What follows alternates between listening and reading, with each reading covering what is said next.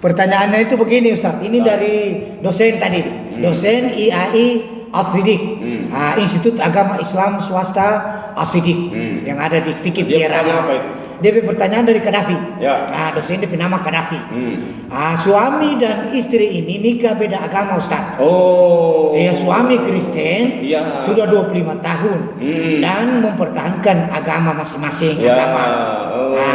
Pada 2 tahun kemudian istrinya meninggal. Ya. Bagaimana cara melayani mayatnya ini? Apakah dilakukan secara Islam atau bagaimana Ustaz? Sedangkan orang punya anak 3 Muslim semua. Itu suami antara. Kira-kira bagaimana itu Ustaz? Apakah mayatnya ini dikuburkan secara Islam atau bagaimana? Iya baik. Pak Kadafi mau tanya habis jangan lupa diri. Ya, dulu ke bawah baik-baik. Betul. Ya supaya menjelaskan mau rasa puas. Iya nanti Ustaz jelaskan ini penting itu. Iya. Ini saya jelaskan ini berdasarkan dalil-dalil. Itu memang harus ada dalilnya. Ingat Pak Kadafi dalam surah Al-Baqarah ayat 221. Yang dipengaruhi begini. Iya. Dan janganlah kamu nikahi perempuan musyrik. Sebelum mereka beriman. Ini dengar baik-baik Pak Kadafi. Oke. Sungguh hamba sahaya. Hamba sahaya yang beriman lebih baik daripada perempuan musyrik. Meskipun dia menarik hati. Walaupun dia cantik. Iya tuh.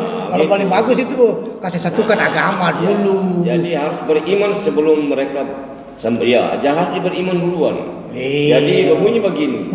Wala tankihul musyrikat hatta yu'minna wala amatun mu'minatun khairun min musyrikatin walau ajabatkum wala tankihul musyrikina hatta yu'minu. Jadi kalau misalkan pertanyaan itu sepanjang itu dihukumkan sebagai maksiat. Iya. Kalau masing-masing pertahankan, apakah laki itu Kristen atau suami istri itu agama Kristen misalkan, agama Buddha, Konghucu, Katolika, sepanjang itu dihukumkan sebagai perbuatan maksiat. Iya. Kadang dengar baik-baik kadang. Iya. Kemudian orang tua ikut berdosa. Subhanallah. Karena kenapa ngoni tahu itu laki-laki atau perempuan itu adalah beda agama. Terus ngoni izinkan untuk nikahkan keduanya. Jangan. Maka orang tua ikut berdosa. Dengar baik kenapa? Jadi orang tua juga menanggung dosa. Menanggung dosa sepanjang hayat. Itu berat, sungguhlah berat itu Kemudian pertanyaannya pada waktu itu pernikahannya agama Islam atau agama apa? Nah itu dia telah menjelaskan tadi. Baiklah kalau itu pertanyaan itu saya jawab sendiri. Misalkan waktu pernikahan dorang laksanakan secara Islam. Tapi biasanya kan begini Ustaz, ada secara Islam, kemudian ada juga secara catatan sipil. Disesuaikan tadi dengan masing-masing punya agama. Begini, dalam hukum Islam tidak mengenal itu. Tidak mengenal, karena itu hukum negara. Iya betul, ini hukum negara. Sipil, misalkan tentara. Untuk mensahkan kedua belah pihak. Tentara atau polisi harus menikah hukum negara hukum batalion. Betul. Sebelum hukum Islam. Boleh itu. Tetapi harus diikuti lagi dengan pernikahan secara Islam. Jadi orang tua berdosa. Jadi kesimpulannya tadi bagaimana? Apakah dikuburkan secara bagaimana maksudnya tadi? Inti pertanyaannya tadi. Nanti kita menjelaskan masalah dulu. Bukan maksudnya kalau terlalu panjang lagi nanti penjelasan. Nanti sampai waktu habis. Jadi begini, jangan masuk Islam karena akan menikah. Begitu. Jangan cuma karena cuma kawin terus mau masuk Islam. Masuk Islam itu karena dapat hidayah. Itu dapat hidayah itu yang penting. Kemudian perkawinan itu tidak boleh main-main.